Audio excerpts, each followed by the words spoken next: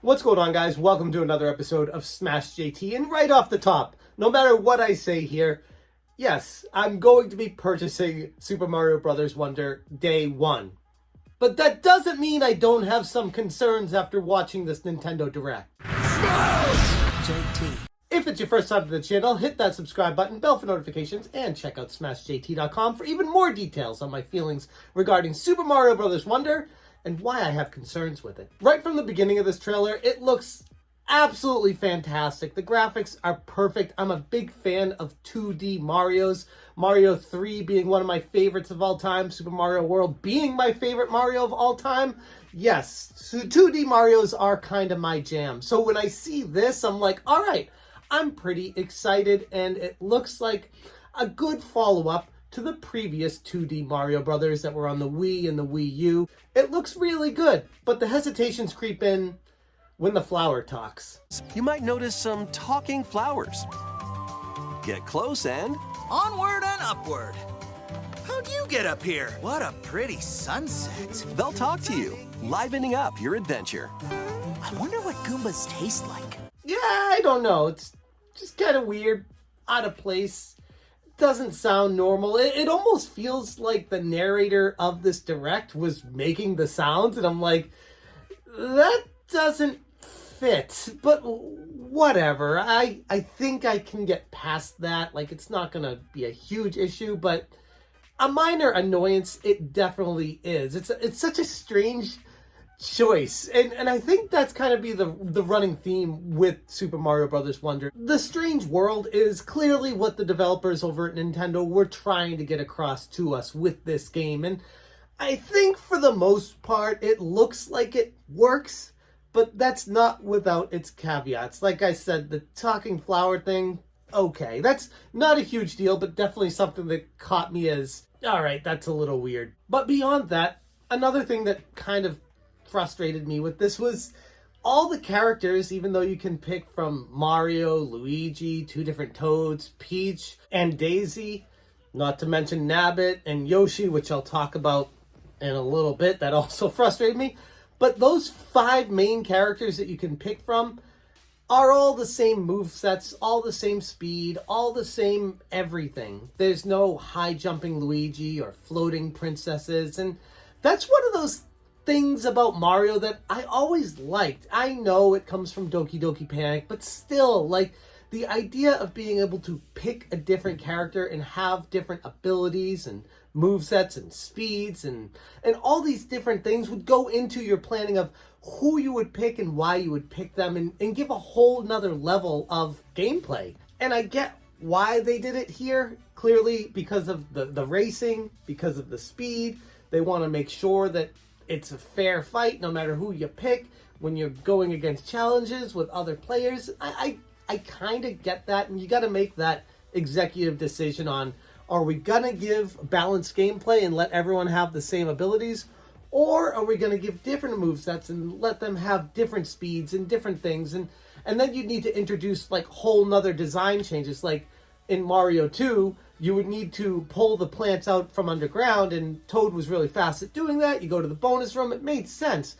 In a game like this, if you don't have any reason for Toad to be strong, then why would Toad be strong? So I get that, but I feel like they could have done something with that. They have every opportunity in the world to create that kind of environment.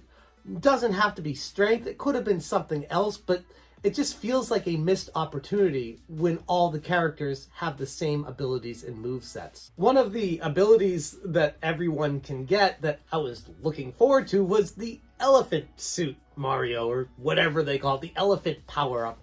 And all the characters can use all these power-ups, which is fine, but I don't feel like the Nintendo Direct did a really good job of explaining why you need the elephant power-up. Like, yeah, his trunk can blow water at enemies, and yeah, he can walk through bricks, but I didn't get like a, oh, this is a great power-up because it lets me do this kind of stuff, and I definitely have to have it. Like when Super Mario World came out, and you could get the cape and fly, or Tanuki Mario and fly, and you could go to different parts of the level, and you'd be like, whoa, that's mind-blowing stuff. The elephant was just kind of like, oh, you can break these blocks and throw water at them. It didn't really open up the gameplay much. And maybe that's the fault of the Nintendo Direct for not showing that and displaying it better. But it is another one of those concerns that I have that I'm like, okay, it's a cool power-up, but is it really that useful and game-changing to get me excited about a new type of gameplay? No, not really. Same thing with the blowing bubbles. I mean, that was cool, but again, I guess, I don't know, it just wasn't doing it for me. And again, maybe it's just the Direct not doing a great job of showing it, but one of my concerns is, like, if these abilities aren't fun enough to use, then is that going to really detract from the gameplay and make it not as fun as I had been hoping for it to be? And speaking of, I don't love the idea of Nabbit and Yoshi being invincible. I get it. They want to give like an entry-level way for kids to be able to play this game.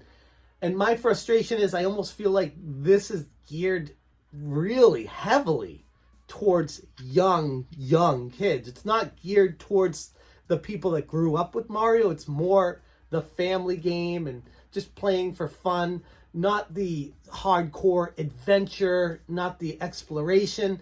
It's more of just the, hey, we're going to blow through these levels, have fun, and move on to the next game type feeling. And there's nothing wrong with that if that's what they're doing in a game. It's just kind of like with Mario, I would hope for more deeper gameplay that like Mario 3 presented, Mario World presented, or hell, even Super Mario 64 and Odyssey. This is a little bit more simplified. As far as the Wonder effect is concerned, that looks like where this game is going to set itself apart from everyone else. That looks like the very best part of Super Mario Bros. Wonder. Obviously, it looks like a blast. All this different stuff, you never know what's going to happen.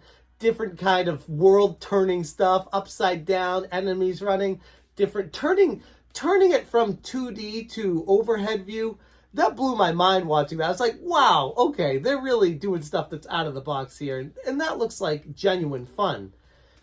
Problem being is it's only a part of the level and then it goes back to being the other stuff. And we don't know how much of this game is going to involve the Wonder portions compared to the regular Mario portions. Not to say the regular Mario portions aren't good or anything like that. It's just you wonder about the balance. And again, you're only going to really be able to get that from playing it.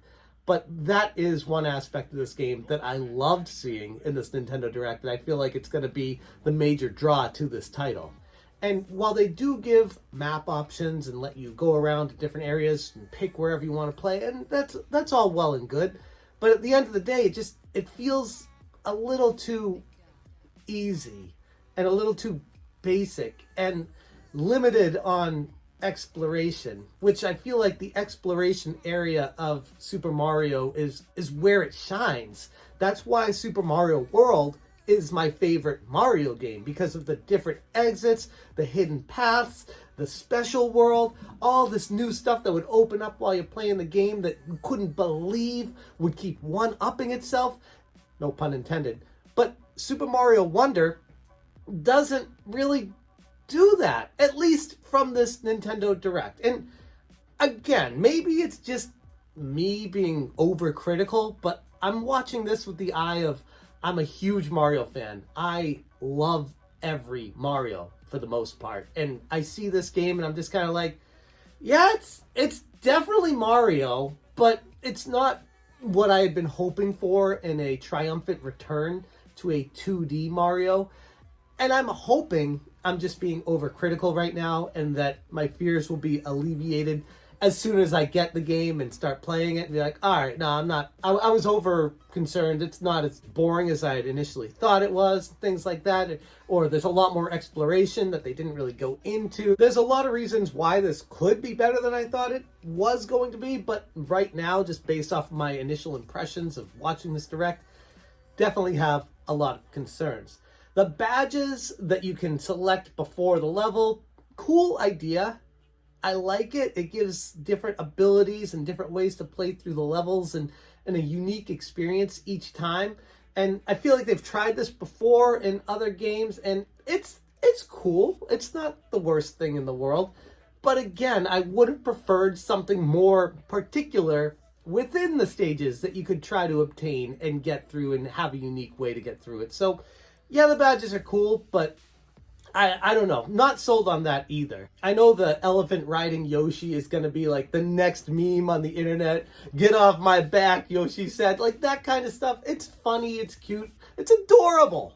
But at the end of the day, I'm like, still, like, I don't get the purpose of it. I don't understand why. Like, if you're going to be playing with someone that's Yoshi, that has unlimited hits, can't die, then, like, the whole challenge is gone anyways. So riding him with someone who has infinite health, okay, where's the challenge there? I fail to see it.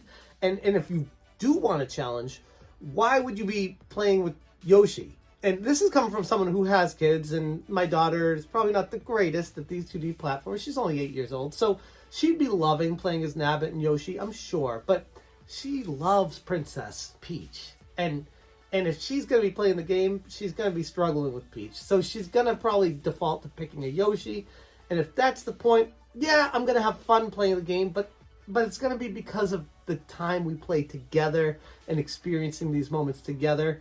And not necessarily because the game is just enthralling me. The multiplayer, or lack thereof, I don't understand why they even bothered at this point. Like, I guess the racing is cool, but that kind of frustrated me because, like I said earlier, I feel like they created the game with all these characters to have all the same abilities so that they could create races so that it would be fair. And if that's the point, it turns into a Mario racing game instead of a having fun adventure game. And you gotta pick one or the other. You can't do both. I get that. Problem being, I feel like they've done this formula before, multiple times in 2D Marios with these multiple Toads, Mario, Luigi, Princess, where they all have the same speeds and abilities. And it's like, all right, we get it. Can we have a return to more varied abilities between characters? And hell, that would even make it more fun in the races.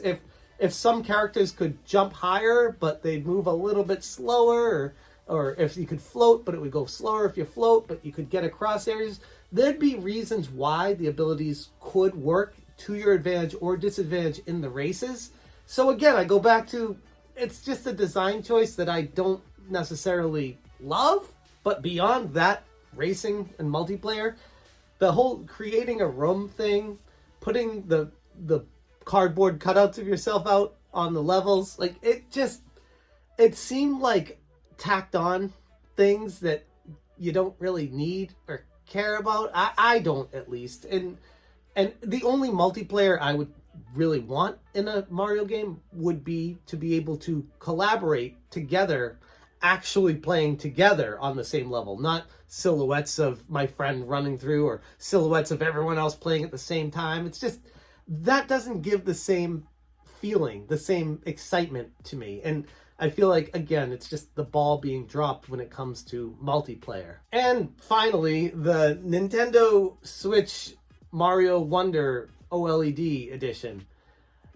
Bland, boring, generic. I don't know. I mean, I guess there's going to be people that get it just because it has Mario's name on it, or they were waiting for an OLED, so they'll get this. But I feel like Nintendo could have done a lot more to make it more Mario. Like, I like the subtle classic look, don't get me wrong, but they could have done more than just red. Like an image of Mario in like a laser cutout or something like that that would reflect with different colors. Something like that would be amazing. But as it stands, I guess if you're looking for a OLED Switch and you don't have one yet and you like the color of it, I'm sure it's fine. It's fine. So those are my thoughts on the Super Mario Brothers Wonder Direct. I have a lot of concerns, and I'm not as excited about it as I was going into this Direct. If anything, it made me feel like tempered expectations going into this is probably going to be for the best. Not to say it doesn't look like a blast. It just feels like they missed a lot of opportunities to make it one of the most epic 2D Mario games ever made. But who knows? I'd like to be pleasantly surprised. I would love to know what you guys thought about it, though. If you saw it, let me know in the comments below. Also, check out SmashJT.com for the accompanying article discussing all my thoughts on Super Mario Bros. Wonder and beyond. I'm going to leave the video there. Thank you so much for watching, and as always, you stay smashing. You might notice some talking flowers. Get close and Onward and upward. How'd you get up here? What a pretty sunset. they'll talk to you, livening up your adventure. Smash, shake,